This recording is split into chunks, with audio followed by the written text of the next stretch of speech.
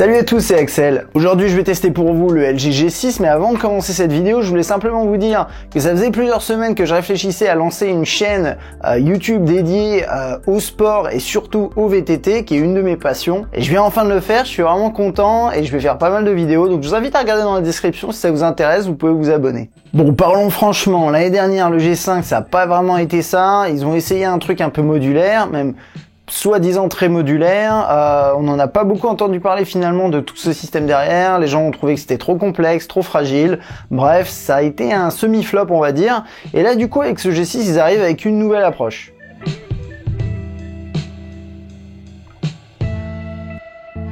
Comme d'habitude, on va commencer par les specs. Le G6 est un produit sous Android Nougat, il a un écran 5.7 pouces, 1440 par 2880, une densité de pixels de 564, il a un ratio d'écran de 18/9, ça on en reparlera, IPS LCD au niveau de la technologie d'affichage protégée par Gorilla Glass 3. Il est équipé d'un Snapdragon 821 de 32 Go de mémoire interne, alors apparemment il y a une version 64 aussi qui coûte à peu près 700 €, mais je la trouve pas vraiment sur le marché, et vous pouvez mettre une micro SD. 4 Go de RAM, dual 13 mégapixels à l'arrière, une caméra frontale de 5 mégapixels à l'avant, une batterie de 3300 mAh et il est certifié IP68. Comme je disais, il est supposé être dispo en 32/64, après c'est surtout la version 32 que vous trouverez sur le marché, entre 570 € et 600 €, c'est à peu près ça. Je vous mettrai un lien comme d'habitude dans la description si vous voulez l'acheter.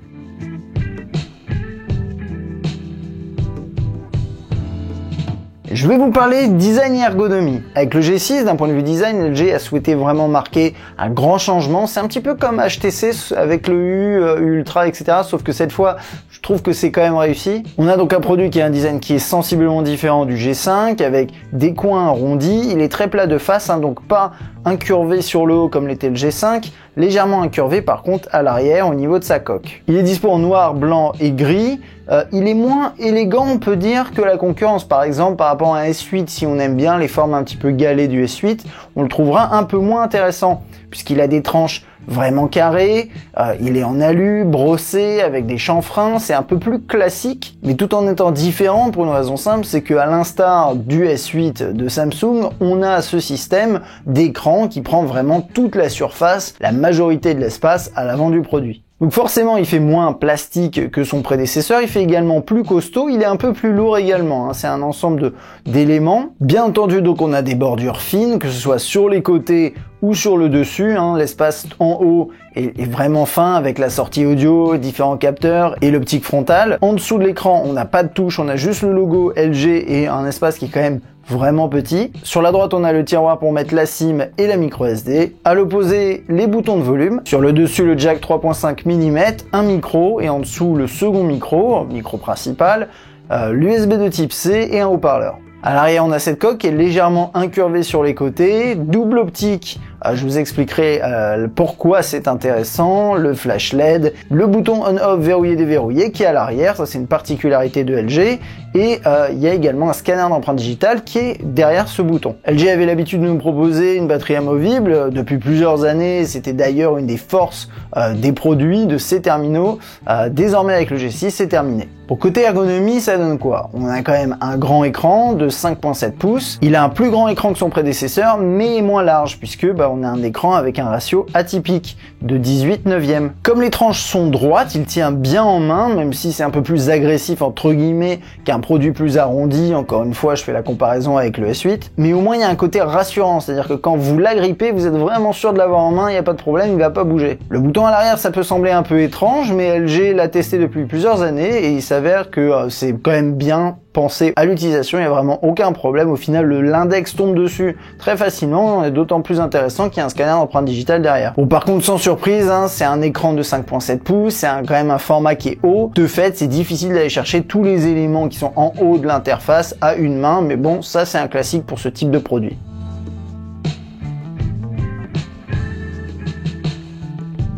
Allez, maintenant je vais vous parler de l'écran et du son sur ce G6. Chez Samsung, ça s'appelle l'Infinity Display, l'écran Infinity. Là, on appelle ça, chez LG, le Full Vision Display, l'écran Full Vision. Alors, je vais vous parler du rendu de l'affichage, mais ce que vous avez compris donc, c'est que c'est un écran en 5.7 pouces, une grosse diagonale de 5.7 pouces, avec un ratio en 18/9, donc qui est plus haut que normalement, on n'est pas dans un ratio 16/9, et du coup on a une définition de 1440 par 2880, qui est un petit peu étrange. Mais on a tout de même une excellente densité de pixels de 564, donc une très très bonne finesse. Les noirs sont légèrement gris, mais restent excellents. Les couleurs sont proches de la réalité, donc ça c'est plutôt agréable. Il est très lumineux, il n'y a pas de souci. Un point intéressant, et ça c'est comme le S8, alors je sais pas s'il y en a un qui a copié sur l'autre, mais dans tous les cas, on a les coins qui sont arrondis dans l'affichage. Ça donne un côté un petit peu plus rond, peut-être plus immersif, je sais pas trop. Avec ce ratio d'écran de 18/9, se pose le problème de l'affichage du contenu. Alors pour les applications, la plupart du temps, c'est pas un problème. Android est assez bien pensé pour ça, et en plus LG a intégré une fonctionnalité compatible avec la majorité des applications qui permet tout simplement de forcer un ratio en fonction de l'application, donc que vous soyez en full screen si vous le souhaitez, donc 18/9, vous allez peut-être manger du contenu à l'écran ou pas forcément, enfin ça va dépendre. Dans les jeux, souvent ça bouffe le contenu. Dans les applications avec du contenu un peu plus informatif, ce genre de truc, c'est différent. Bref, un point à noter qui est quand même négatif à mon sens, c'est que l'application YouTube n'est pas compatible avec la possibilité de changer le ratio, et aujourd'hui, au moment où je vous parle, même en regardant les mises à jour, si j'essaye de regarder une vidéo YouTube en full screen, eh bien il y aura quand même les barres noires sur les côtés, et je pourrais pas l'afficher en plein écran, quitte à tronquer du contenu en haut et en bas. C'est pas possible. Donc ça, je trouve ça dommage. C'est compatible Netflix, tout ça, ça marche, mais pas YouTube, ce qui est quand même particulier. Bon, sinon côté son, en Corée, ils ont une édition avec un quad DAC, un DAC apparemment qui envoie du lourd sur le produit. Bon, malheureusement, on l'a pas sur ce terminal. Bon, et dans quoi j'ai testé avec mes propres écouteurs intra-auriculaires, qui sont pas non plus du super haut de gamme, mais qui fonctionnent bien. Et dans certains morceaux, j'entendais des détails que j'entends pas normalement avec d'autres terminaux. Et puis sinon, il y a le haut-parleur qui est en dessous, en bas à droite, comme je vous disais. Moi je l'ai trouvé bien, avec un volume suffisant, il sature pas, on entend les basses, ce qui est plutôt intéressant, enfin on les entend un petit peu, on les sent un petit peu, c'est léger bien entendu, mais on les sent quand même, et c'est plutôt bien. Bon haut-parleur plutôt sur ce G6, et bonne qualité audio au global.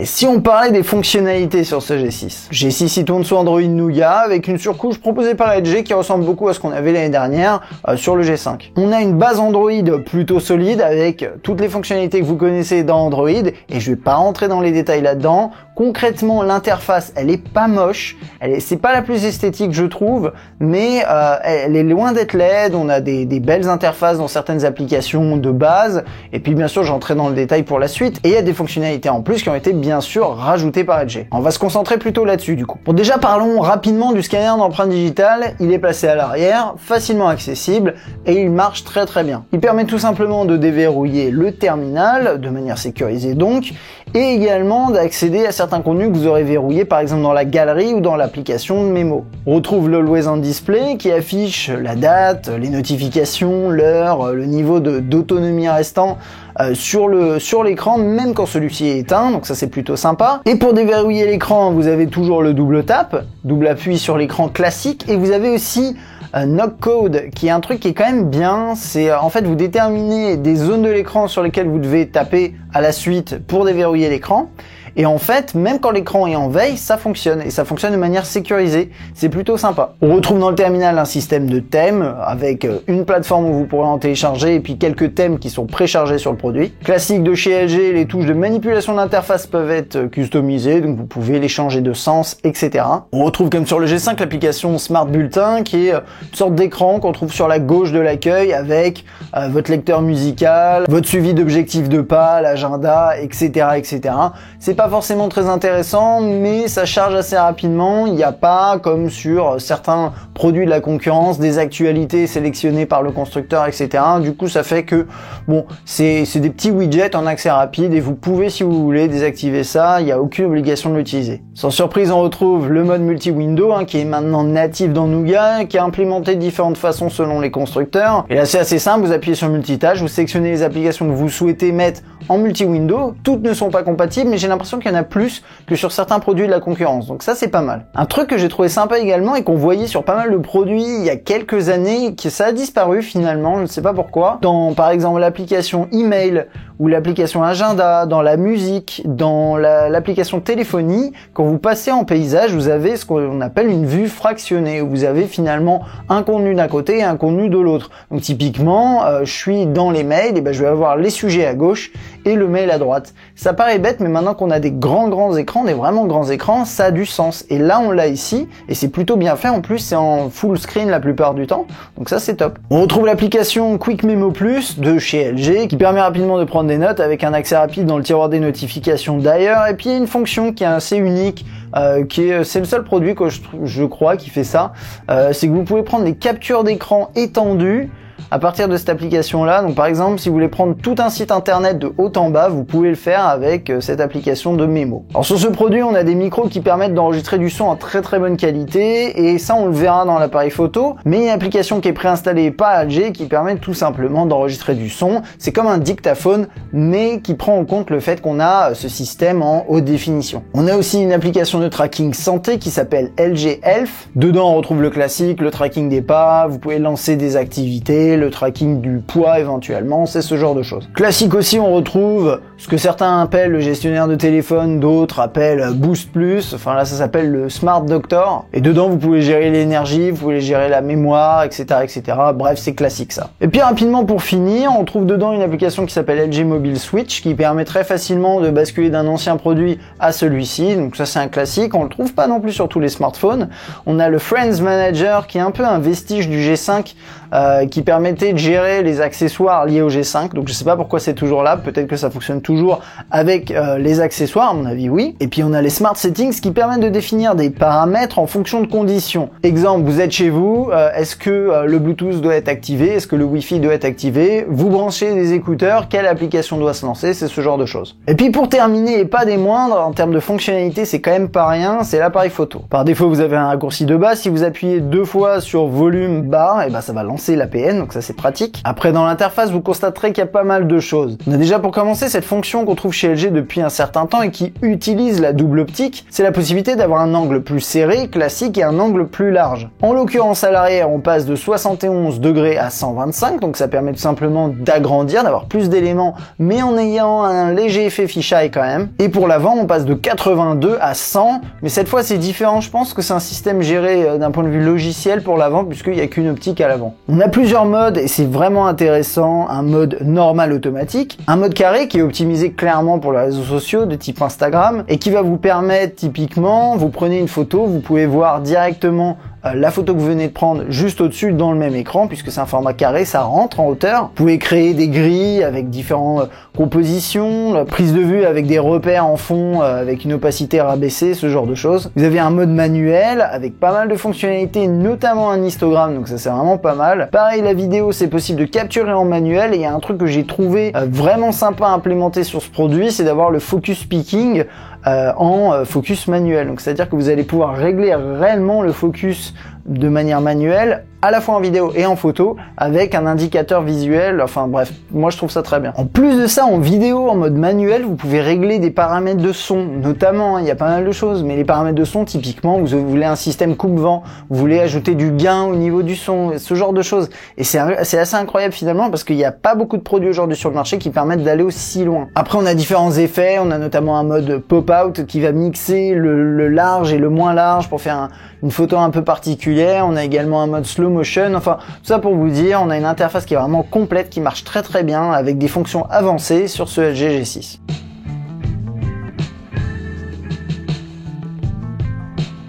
Bon allez, je vais passer à tout ce qui est performance et autonomie. Sur le G6, on a un Snapdragon 821 et il y a pas mal de gens qui se plaignent parce que c'est un chipset d'ancienne génération. Personnellement, moi, je m'attarde pas trop sur ce genre de détails, j'estime que c'est un détail, bref, vous serez peut-être pas d'accord avec moi. Moi, quand j'utilise le produit, tout est fluide, les jeux tournent bien, il y a un support de Vulkan, donc ça c'est intéressant pour ceux qui ont envie de tester les jeux compatibles. Et puis pour ceux que ça intéresse, sur AnTuTu, on a 141 000 points. Notez toutefois qu'il chauffe un petit peu quand on utilise l'appareil photo de manière prolongée, également quand on joue. Pour Bon, côté autonomie, on termine mon test d'autonomie classique à 65%, c'est plutôt pas mal du tout. Moi, ce que j'ai constaté, c'est qu'on avait 1 jour et demi à 2 jours max d'autonomie sur ce produit en utilisation, on va dire, assez classique. C'est-à-dire que vous allez jouer peut-être un petit peu, regarder vos mails, surfer sur le web, etc. Mais vous n'allez pas non plus cogner sur le GPS et sur les jeux toute la journée. Après, j'ai lu des tests parce que j'aime bien regarder ce que disent aussi les confrères par rapport à l'autonomie. J'en ai lu qui disaient 2 à 3 jours, que c'était exceptionnel, etc. J'ai pas eu ça. Alors après, voilà, peut-être que vous, avec votre utilisation, vous aurez ce type de performance en autonomie et je vous le souhaite. Il y a des modes d'économie d'énergie qui fonctionnent bien, dont un qui est optimisé pour le jeu. Donc quand vous jouez, vous pouvez l'activer et vraiment économiser un petit peu d'autonomie là-dessus. Donc ça peut être pas mal. Notez qu'aux États-Unis, ils ont une version qui est avec chargement sans fil. Nous, on l'a pas chez nous. Donc non seulement on n'a pas le quad DAC, mais on n'a pas le chargement sans fil non plus. Donc ça, c'est quand même bien chiant. Et puis la batterie n'est pas amovible. Ça, je l'ai déjà dit, mais peut-être que ça vous gênera.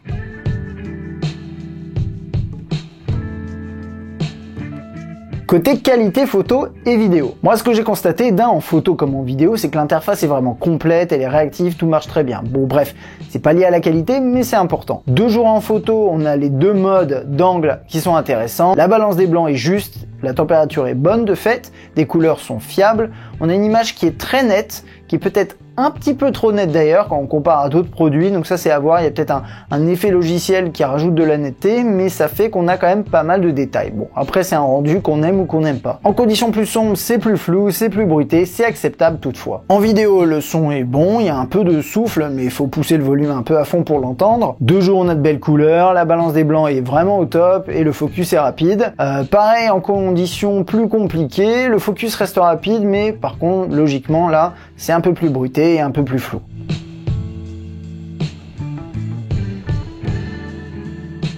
Il est temps de conclure pour ce LG G6, il y a pas mal de points positifs, il y a quelques points négatifs, je vais vous les citer. On commence par un design qui est premium, qui est différent et qui à mon avis est mieux que le prédécesseur. Il est certifié IP, ça c'est vraiment sympa. On a un bel écran avec un ratio qui est intéressant, dommage quand même pour YouTube mais j'espère qu'ils pourront corriger ça. On a une qualité audio qui est top, de nombreuses fonctionnalités, dont certaines intéressantes, d'autres comme d'habitude qui sont un peu gadgets, les performances sont bonnes, l'autonomie est très correcte, et on a une bonne qualité photo et vidéo globale avec quelques faiblesses en mauvaises conditions, mais on a beaucoup d'options et c'est plutôt chouette. Après dans les points négatifs, je dirais simplement que la surcouche je la trouve pas forcément très belle, mais ça c'est subjectif. Je trouve ça également dommage qu'on n'ait pas chez nous le quad DAC et le chargement sans fil, c'est vraiment dommage au prix auquel est le produit. Et puis pour ceux qui aiment chipoter et qui trouvaient que la batterie amovible c'était une force de LG, eh bien cette année c'est pas le cas avec ce G6. Bon, une chose est certaine, c'est que par rapport au G5 de l'année dernière, qui était pas si mauvais, mais qui était un peu trop complexe dans l'approche, on a quelque chose de plus simple, mais de carrément plus efficace, avec de l'innovation, mais le tout construit sur une base qui est solide et qui reprend certaines des forces de LG. D'après moi, c'est un excellent cru cette année, je ne peux que le conseiller. Voilà, j'en ai terminé avec le G6, j'espère que ce test vous aura été utile. Comme je disais en début de vidéo, j'ai lancé une nouvelle chaîne liée au sport et surtout au VTT. Si ça vous intéresse éventuellement, n'hésitez pas à regarder dans la description, ce serait vraiment cool. Et puis voilà, si cette vidéo vous a plu, n'hésitez pas à appuyer sur like et à vous abonner à ma chaîne. Et moi je vous dis à très bientôt. Ciao!